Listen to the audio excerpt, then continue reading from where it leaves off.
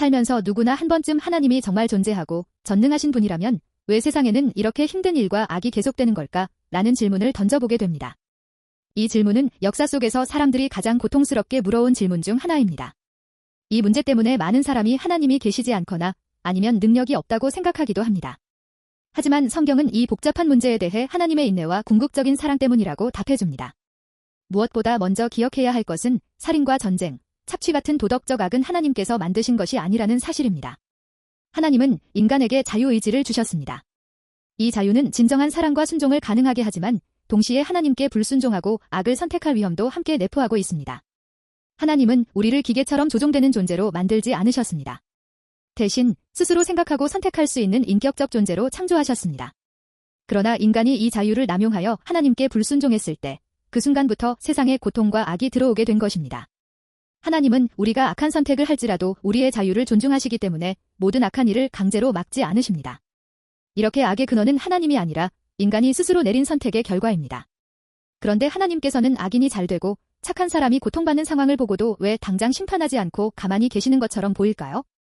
이는 바로 하나님의 자비와 인내 때문이라 할 수 있습니다. 만약 악한 사람이 나쁜 짓을 할 때마다 즉시 벼락을 맞거나 생명을 잃는다면 그 누구도 자신의 잘못을 깨닫고 돌이킬 기회를 얻지 못할 것입니다. 하나님은 공의로우시지만 동시에 자비로우시기에 악인이 스스로 죄를 회개하고 생명으로 돌아오기를 원하십니다. 성경은 이렇게 선언합니다. 주의 약속은 어떤 이들이 더디다고 생각하는 것 같이 더딘 것이 아니라 오직 너희를 대하여 오래 참으사 아무도 멸망하지 아니하고 다 회개하기에 이르기를 원하시느니라. 하나님은 분명히 공의로우신 분이지만 그에 앞서 자비롭고 오래 참으시는 분이십니다. 하나님은 우리가 스스로 죄를 깨닫고 회개하여 생명을 얻기를 바라시며 그들을 위해 끝까지 참고 기다리고 계십니다. 요셉 이야기를 보면 형들이 동생 요셉을 팔아넘기는 악한 일을 저질렀지만 하나님은 그들을 당장 심판하지 않으셨죠.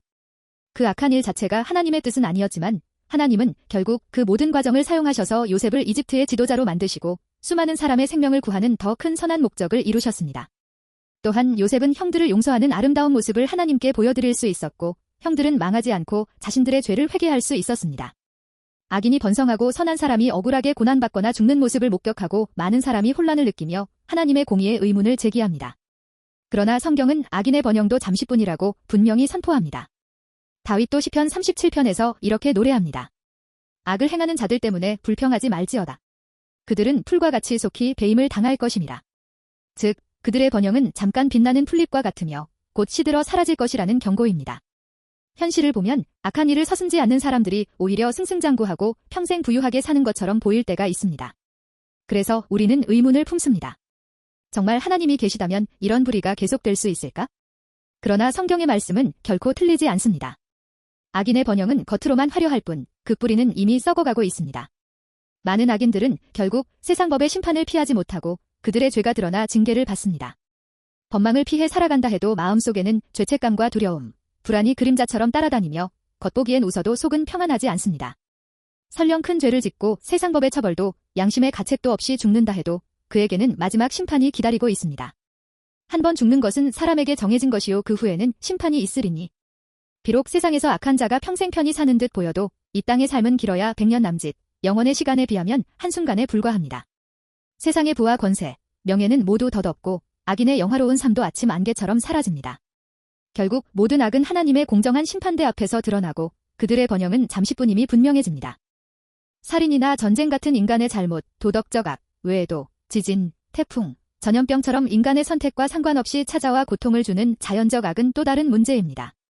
착한 사람도 이 재해로 인해 고통받고 죽기도 하니까요. 로마서 8은 이 문제의 근원을 설명합니다.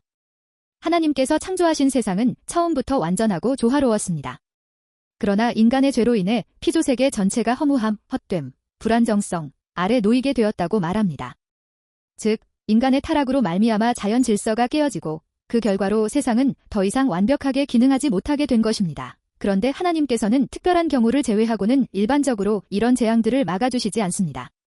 만약 하나님께서 모든 태풍을 막고 지진을 멈추신다면 자연의 질서에는 혼란이 오게 됩니다. 이런 재해들도 그 이유가 있어서 생기는 것이기 때문입니다. 지진은 지구 내부의 열을 발산할 수 있게 해서 지구를 더 큰 위험으로부터 지켜줍니다.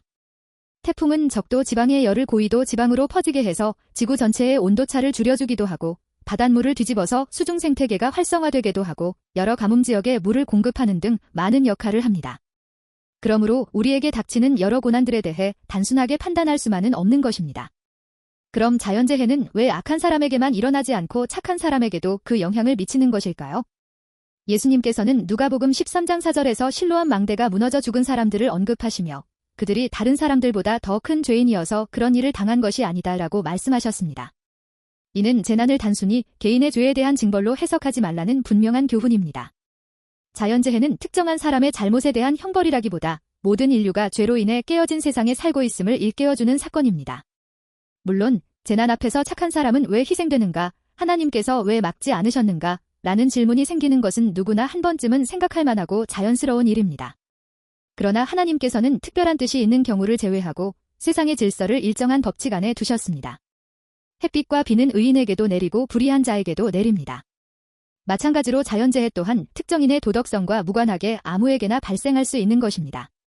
다만 하나님께 매일 안전한 귀가를 기도하고 하나님만 전적으로 의지하는 사람들의 경우에는 하나님께서 특별히 그를 더 안전하게 지켜주실 것임을 믿습니다. 또한 우리는 이런 간증을 들을 기회가 자주 생깁니다. 그리고 성경은 하나님이 사람들의 고통에 대해 멀리서 팔짱을 끼고 지켜보기만 하는 분이 아니고 고통 속으로 참여하셨다고 선언합니다. 하나님은 예수 그리스도를 이 땅에 보내셔서 인간의 고통 속으로 직접 들어오셨습니다.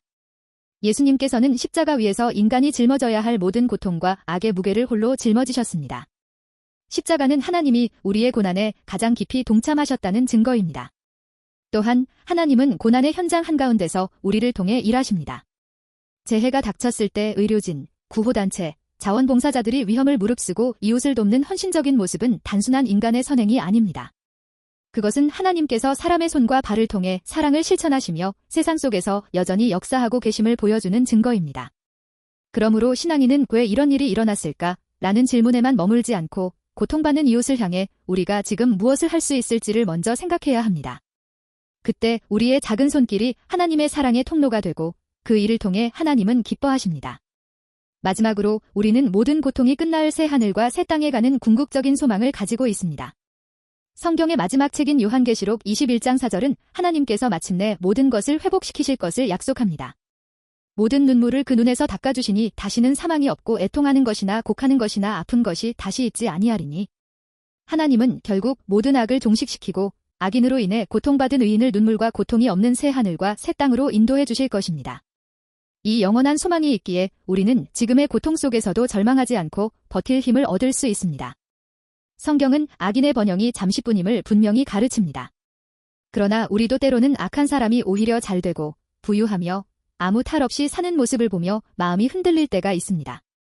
시편 기자 아삽도 같은 경험을 하고 이렇게 고백합니다. 나는 거의 넘어질 뻔하였고 나의 걸음이 미끄러질 뻔하였으니 이는 내가 악인의 형통함을 보고 오만한 자를 시기하였음이로다. 그러나 그는 성소에 들어가 하나님 앞에서 깨달았습니다. 내가 하나님의 성소에 들어갈 때에야 그들의 종말을 깨달았나이다. 그러므로 우리는 악한 자의 형통을 보고 낙심하지 말고 변함없는 하나님의 정의가 반드시 이루어진다는 사실을 신뢰해야 합니다. 비록 어떤 이들은 악을 행하고도 세상에서 끝까지 번영을 누리는 듯 보일지라도 그들의 삶은 짧고 덧없으며 죽음 이후에는 하나님의 공정하신 심판대 앞에 서게 될 것입니다. 만약 우리 주변에 이유 없이 고난받는 이들이 있다면 우리가 할 일은 하나님이 정말 계신가를 의심하는 것이 아니라 그들을 위해 무엇을 할 수 있을까를 고민하는 것입니다. 하나님께서 우리 곁에 고통받는 사람들을 허락하시는 것은 성도들이 말씀에 순종하여 이웃사랑을 실천하는지 알아볼 수 있는 기회가 되기도 할 것입니다. 결론적으로 악은 인간의 잘못된 선택에서 비롯되었고 자연재해는 죄로 인해 깨어진 세상의 결과입니다. 그러나 하나님은 우리에게 회개할 시간을 주시며 참고 기다리시고 예수 그리스도의 십자가를 통해 우리의 모든 고통에 함께 하셨습니다. 그러므로 우리는 그 소망을 붙들고 지금 이 순간에도 고통받는 이웃을 위해 사랑으로 행해야 합니다. 하나님은 반드시 잠시뿐인 모든 악을 끝내시고 눈물 없이 영원히 하나님 곁에서 사는 천국으로 우리를 인도하실 것입니다. 우리의 역할은 그 소망을 굳게 붙들고 고통받는 이들에게 하나님의 사랑으로 다가가는 것입니다. 시청해주셔서 감사합니다.